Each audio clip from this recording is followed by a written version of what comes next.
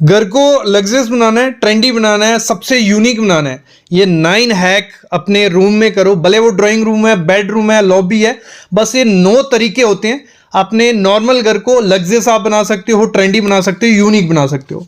तो सबसे पहला काम क्या करना, जब भी घर का इंटीरियर करवाना, वहां वॉल नीश मस्ट मस्ट देना। जैसे आप सामने देख रहे हो, एकदम यूनिक लुक आपका घर का होने वाला है, लगने वाला है।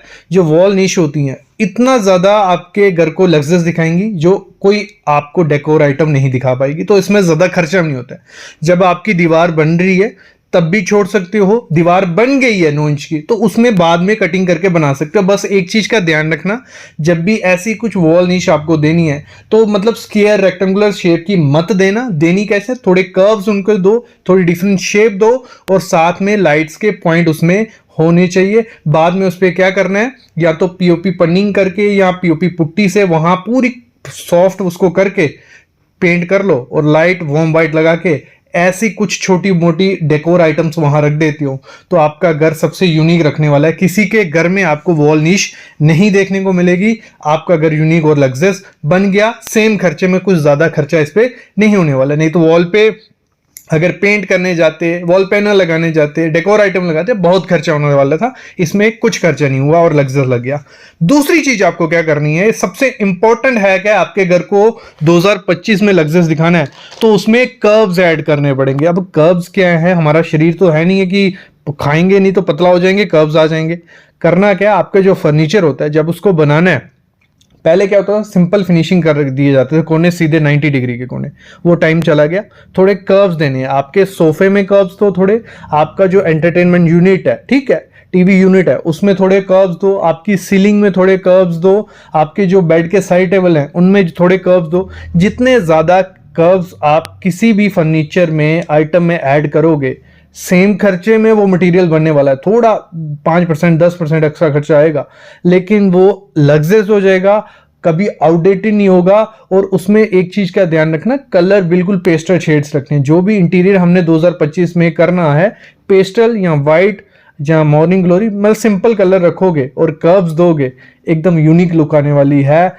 तो ये चीज मस्ट करना, जब भी रेनोवेशन या कुछ करोगे कर्व्स देना हर चीज में। अगली चीज क्या करनी है, जब सबसे इंपॉर्टेंट चीज होती है हमारी, अगर इंटीरियर में अगर टाइल अच्छी नहीं लगेगी तो जो मर्जी कर लो, आपका इंटीरियर अच्छा नहीं होने वाला, क्योंकि 10 से 15 साल वो टाइल रहने वाली है और खर्चा काफी होता है। लाख से 1.5 लाख 2 लाख रुपया लगता ही लगता है कम से कम टाइल लगाने में। और उसमें अगर आप छोटी टाइल लगा देते हो, छोटी इन द सेंस मतलब आपने 2x2 का पीस लगा दिया, जितने ज्यादा जॉइंट्स दिखेंगे उतना कम लग्जरियस और ट्रेंडी आपका घर बनेगा। तो मैं तो रिकमेंड करता हूं, टाइल आपकी जितना बड़ा साइज आप लगा सकते हो उतना बड़ा साइज लगाओ, और जॉइंट कम होने चाहिए। और साथ ही साथ क्या करना है, आजकल क्या हो गया, पेपर जॉइंट टाइल्स आ गई हैं जिसमें ये ग्रुप स्पेसर छोड़ने की जरूरत नहीं होती है। तो ये आपके घर को थोड़ा, जितने ज्यादा जॉइंट्स दिखेंगे उतना ज्यादा आउटडेटेड सा दिखेगा। तो मेरे ख्याल में बड़ी साइज लगाना टाइल का, जॉइंट्स कम देने हैं। और इसमें मोस्ट इंपॉर्टेंट चीज होती है कलर्स। अगर कलर्स आपने कुछ ज्यादा डार्क लगा दिया, हाईलाइटेड लगा दिया, वो आपके इंटीरियर को खा जाएंगे, वो मतलब डिजास्टर हो जाएगा आपका इंटीरियर। करना क्या है, या तो मैं तो रिकमेंड करता हूं हर एक को कि व्हाइट कलर की टाइल रखो। व्हाइट में जरूरी नहीं है कि प्योर व्हाइट रखो, रख सकते हो तो बढ़िया है, नहीं तो जो उसमें ग्रेन्स होते हैं, रेशे होते हैं, वो आपको थोड़े छोटे रखने, जो पूरी व्हाइट है, ठीक है, विट्रीफाइड टाइल है, ग्लॉसी है, और बीच में गोल्डन रेशे, ग्रे रेशे, जितने कम रेशे होंगे वो वाली टाइल है ना। ज्यादा रेशे वाली टाइल अच्छी नहीं लगेगी, क्योंकि हमें जो हमारा अगर ब्लैंक है, मतलब दीवारें, फ्लोरिंग, तो जो हम एक्स्ट्रा डेकोर आइटम लगाएंगे वो हाईलाइटेड होती हैं और ज्यादा लग्जरियस आपके घर को दिखाती हैं। तो हमें वही करना है।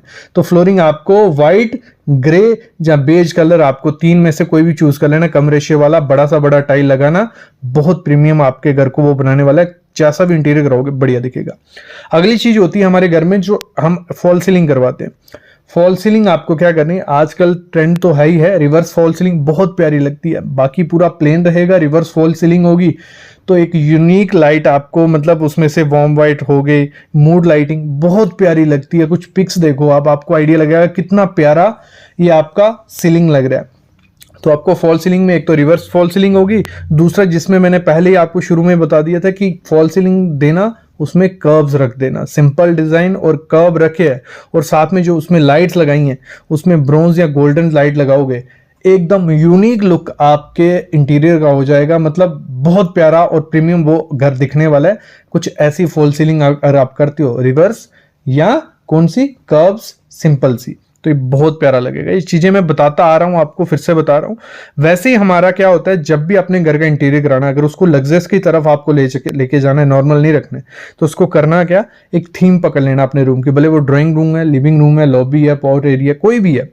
तो वहां पे ऐसा नहीं करना कि पहले टाइल लगवा दी फिर सोच रहे हो कि दीवार पे क्या करवाऊं, पहले फॉल सीलिंग करवा ली फिर सोच रहे हो टाइल कौन सी करवाऊं, जहां कुछ डोर लगा दिए। पहले एक थीम पकड़ लो अपने रूम की कि आपको ड्राइंग रूम में क्या थीम रखनी है। आपको वाइट देखो, दो कॉम्बिनेशन तो मस्ट चाहिए रूम में, कि दो कलर तो होने ही चाहिए, एक कलर बिल्कुल बोरिंग सा लगेगा, दो कलर चाहिए। लगा लो व्हाइट और साथ में आपने ब्राउन पकड़ लिया, व्हाइट या बेज पकड़ लिया या ग्रे पकड़ लिया, पूरा रूम ग्रे कर लिया या बेज कर लिया, तो वो थीम आपको पकड़नी पड़ेगी।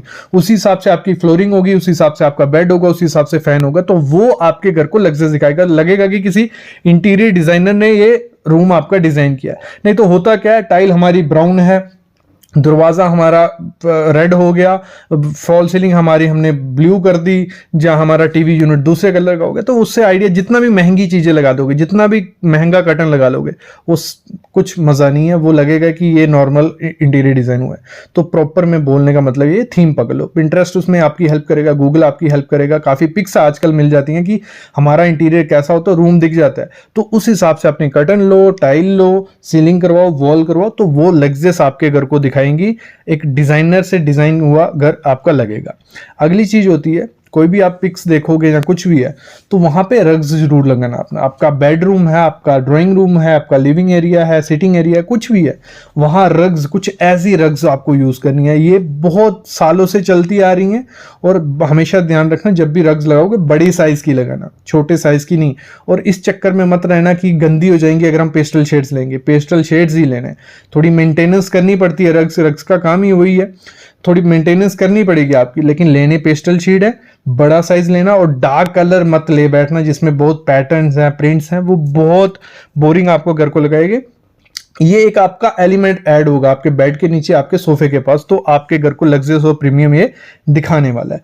अगली चीज क्या करना, घर में भले बेडरूम है, ड्राइंग रूम है, कोई भी एरिया है, वहां पे मिरर ऐड करना, और सिंपल स्क्वायर शेप का, रेक्टेंगुलर शेप का, या ऐसे गोल सा मिरर नहीं करना। आजकल बहुत डिजाइन आ गए, 5-10 रुपए 1000 एक्स्ट्रा लगेगा इसमें, जो कर्व्स आते हैं मिरर में, डिजाइनर मिरर, वो आपके घर के वॉल्स को यूनिक लुक देने वाले हैं, बहुत रिच लुक देने वाले हैं।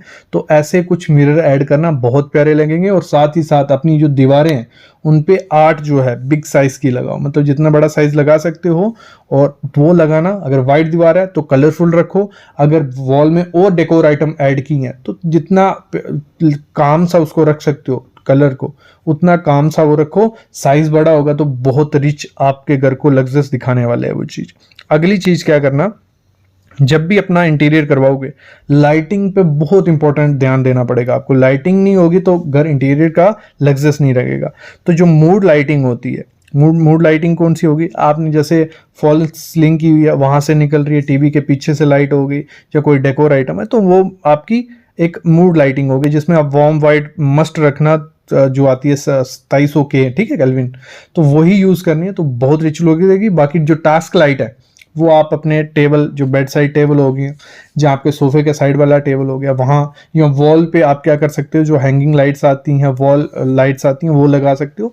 मतलब आपको हमेशा जब भी लाइटिंग करनी है तो लेयर क्रिएट करनी है। आपकी सीलिंग में भी लाइट होनी चाहिए, आपकी दीवार पे भी कोई वॉल लाइट होनी चाहिए, और आपके बेड के पास या आपके फ्लोर पे एक स्टैंडिंग लैंप होना चाहिए। तो 3 लेयर लाइटिंग जब होगी, और उसमें भी आपकी मूड लाइटिंग अलग, टास्क लाइटिंग अलग, तो वो आपका घर कंप्लीट होगा, एक लग्जरियस आपको लुक मिलने वाला है घर में।